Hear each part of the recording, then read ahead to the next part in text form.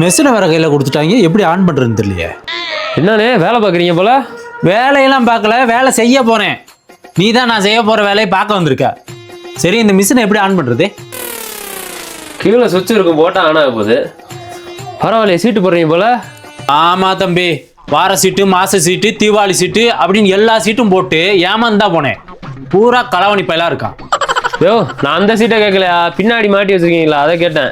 ஏய், இது சீட்டு இல்லை, பிளைவுட் அட்டை. இது கூட உனக்கு தெரியாதா? பார்த்துனே, அட்டை கடிச்சிட போகுது. அட்டையெல்லாம் நான் பார்த்துக்கிறேன். இப்போ என்ன நீயா வேலை செய்ய போற? நான் தாண்டா வேலை பார்க்க போகிறேன். என்னதே?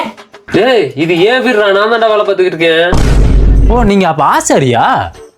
அதெல்லாம் சரி, மெஷின் எதுக்கு கையில் வச்சு பார்த்துக்கிட்டே இருக்க? இல்லைன்னா இந்த வழியாக வந்துக்கிட்டு இருந்தேன், மெஷின் நல்லா இருந்துச்சு, அதான் கையில் எடுத்து பார்த்துக்கிட்டு இருந்தேன். அதுக்குள்ளே நீங்கள் வந்துட்டீங்க.